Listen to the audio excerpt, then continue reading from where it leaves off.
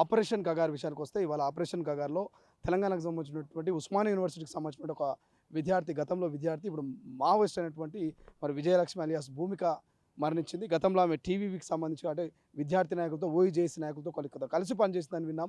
So దాంట్లో కీలకంగా ఆజాద్తో కూడా గతంలో కలిసి పనిచేసింది ఉద్యమంలో అని చూపిస్తున్నాం. ఎట్లా ఉండేది ఈ భూమిక అలియాస్ విజయలక్ష్మి, ఏంటి అసలు ఏంది ఆమె పాత్ర ఏంటి?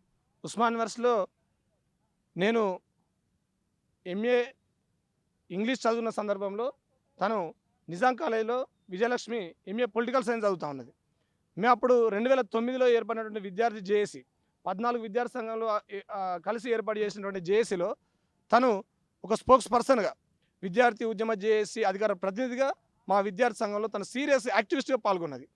అప్పుడు మొత్తం కూడా బాయ్స్ హాస్టల్ నుంచి విద్యార్థులంతా కూడా కలిసి ఆర్ట్స్ కాలేజీకి వస్తే లేడీస్ హాస్టల్లో నాయకత్వం వహించినటువంటి కొంతమంది విద్యార్థులలో ప్రధానంగా సత్య, కవిత, శ్వేత, మణి, అదేవిధంగా జయప్రద, హేమ, వీళ్ళందరిలో బాలలక్ష్మి, వీళ్ళందరిలో ప్రధానంగా విజయలక్ష్మి ఒక చురుకైన పాత్ర పోషించింది.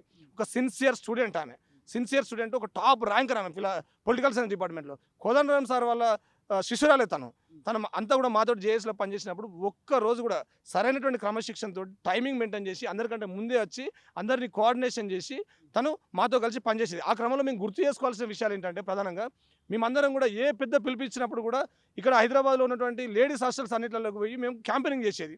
అసెంబ్లీ ముట్టడి కార్యక్రమంలో భాగంగా కానీ, మిలియన్ మార్చ్ కార్యక్రమంలో భాగంగా కానీ, విద్యార్థి ఉద్యమం ఉస్మానియా కేంద్రంగా, అదేవిధంగా ఉస్మానియా చుట్టూన్నటువంటి ఒక తల్లి కోడికి పిల్లల కోడి ఏ విధంగా అయితే ఉంటుందో ఆ క్రమంలో ఉస్మానియా కేంద్రంగా నిలబడ్డప్పుడు చుట్టూన్నటువంటి హాస్టళ్లలో పాలిటెక్నిక్ కాలేజ్ హాస్టల్స్ కావచ్చు, ఇంటర్మీడియట్ హాస్టల్స్ కావచ్చు, లేకపోతే డిగ్రీ కాలేజ్ హాస్టల్స్ కావచ్చు, ఇంజనీరింగ్ హాస్టల్స్ కావచ్చు, అదేవిధంగా ఎస్ఎంహెచ్ హాస్టల్స్ కావచ్చు, మహిళల హాస్టల్స్ కావచ్చు, వీటన్నిటిలోకి మేము పోయేది. అప్పుడు లేడీస్ హాస్టల్కి పోవడానికి అన్న మీరు లేడీస్ హాస్టల్కి వచ్చి మాట్లాడాలి, మీరు ఎందుకు మాట్లాడద్దు, లేడీస్ హాస్టల్ లోపలికి రండి, మేము ఉన్నాం కదా మీకు అని చెప్పేసి మమ్మల్ని లేడీస్ హాస్టల్ లోపలికి తీసుకెళ్ళి అక్కడ స్త్రీ పురుషుల మధ్య ఏ రకమైనటువంటి అసమానతలు ఉన్నాయి, ఈ బ్రాహ్మణీయ వ్యవస్థ, పురుషాధిపత్య వ్యవస్థ స్త్రీలను తీవ్రంగా అణచివేస్తుంది, స్త్రీలకు అన్యాయం జరుగుతుంది, స్త్రీలపై అత్యాచారాలు జరుగుతున్నాయి, స్త్రీలపై దాడులు పెరుగుతున్నాయి, వాళ్ళను శ్రమ ఒక వంటింటి కుందేలుగా చేస్తున్నారు, వాళ్ళకు చదువు అందట్లేదు, కాబట్టి వాళ్ళు మెయిన్ స్ట్రీమ్ సమాజంలోకి రావాలి, ఈ విషయాలు మనం చెప్పాలన్నా మేము చెప్తాం స్త్రీలుగా, మీరెందుకు మాట్లాడరు, స్త్రీ పురుషులు ఇద్దరు సమానమైనటువంటి విషయాన్ని మీరు ఎందుకు చేయరు, ఇద్దరికి సమాన న్యాయం జరగాలనేటువంటి విషయాన్ని ఎందుకు మీరు చెప్పరు, ఈ వరకట్నము, బాల్య వివాహాలు, ఇట్లాంటి సాంఘిక దురాచారాలు పోవాలని చెప్పేసి మీరు ఎందుకు మాట్లాడారని చెప్పేసి మమ్మల్ని తీసుకుపోయి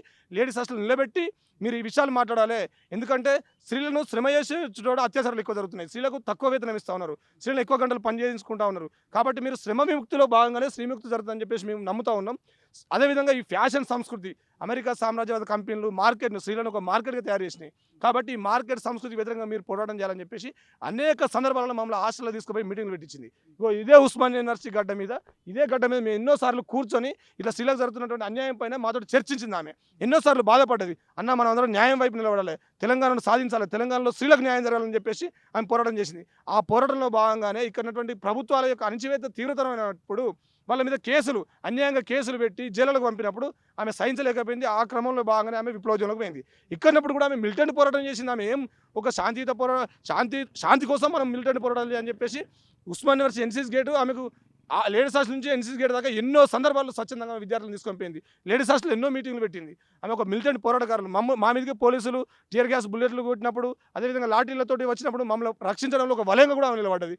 ఇలా మిలియన్ మార్చ్ చేసినప్పుడు ట్యాంకు బండుకు ఒక నిచ్చెనేసి అనేక మంది విద్యార్థులను ట్యాంకు బండి మీదకి ఎక్కించడంలో ఆమె క్రియాశీలక పాత్ర పోషించింది. చరిత్రలో మరవలేని పాత్ర పోషించింది విజయలక్ష్మి. ఈ తెలంగాణ బిడ్డగా మేము అందరం గర్విస్తున్నాం ఆమె పోరాటాన్ని చూసి. ఆమె ఇలా అమరులు కావడం అనేది మాకు ఎంతో దుఃఖదాయం. మేమే కాదు, తెలంగాణలో ఉన్నటువంటి విద్యార్థులు, ఇక్కడ పనిచేసిన అనేక మంది విద్యార్థులకు ప్రొఫెసర్లుగా ఆమె పరిచయం. గద్దరన్నతోటి ఆడి పాడింది, ఇక్కడ గద్దరన్నతోటి పాట పాడింది, ఆడింది. అదేవిధంగా గద్దరన్నతోటి ఇక్కడ ప్రజలను చైతన్యం చేయడంలో భాగంగా తిరిగింది.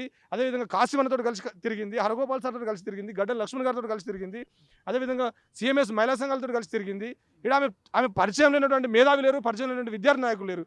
అంత పరిచయం ఉన్నటువంటి విద్యార్థి నాయకురాలు తన జీవితాన్ని త్యాగం చేసి అలా ఈ ప్రజలను విముక్తి చేద్దామని చెప్పేసి తన విముక్తి పోరులో శ్రమ విముక్తిలో భాగంగానే శ్రీముక్తి అని చెప్పేసి ఇలా ఆదివాసులపై తీవ్రమైనటువంటి అత్యాచారణ జరుగుతుంది, అక్కడ సంపద దోసుకోపోతున్నారని చెప్పేసి తను ఆలోచించుకున్న మార్గంలో తను ఓడడం జరిగింది. తను ఇలా అమరులు కావడం అనేది, ఒక బూటకంప ఎన్కౌంటర్లో అమరులు కావడం అనేది తీవ్రమైనటువంటి బాధాకరం. తెలంగాణ విద్యార్థులు కానీ మేమందరం కూడా ఈ బూటకప్ ఎన్కౌంటర్లు ఖండిస్తున్నాం. చివరిగా విజయలక్ష్మి అలియాస్ భూమికతో మాట్లాడినటువంటి సంఘటన ఎప్పుడుంది ఆజాద్? తను కొన్ని సందర్భాల్లో ఇక్కడ మాకెవరికి కూడా చెప్పకుండానే తను విప్లవోద్యమంలోకి వెళ్దామని నిర్ణయించుకున్నది. మాకు ఎవరు కూడా చెప్పలేదు, నేను విప్లవోద్యమంకి వెళ్తున్నటువంటి విషయం చెప్పలేదు. సరే అది ఒక రహస్య పార్టీ కాబట్టి, అదొక విప్లవ పార్టీ, దానిలో అనేక టెక్నికల్ విషయాలు ఉంటాయి కాబట్టి మొత్తం మనకు ఎవరికి చెప్పకుండా, అయితే నేను మాత్రం మ్యారేజ్ చేసుకుంటావారా అని అడిగినప్పుడు మేము మ్యారేజ్ ఇప్పట్లో చేసుకోను, నేను ఇంకా సమాజానికి చేయాల్సింది చాలా ఉంది, నేను చదువుకు ఒక అర్థమైంది, ఈ సమాజాన్ని మార్చాలి, యూనివర్సిటీ నాకు నేర్పింది అది, సో నేను సమాజాన్ని మార్చే పోరాటంలో భాగమైతే అని చెప్పేసి తను ముందు ఆ విషయాలు మాట్లాడుకున్నది మాతోటి. తను మాకు చెప్పకుండా డైరెక్ట్గా ఇక తను విప్లవోద్యమంలోకి వెళ్ళింది, ఆ విషయం మాకు తెలియదు.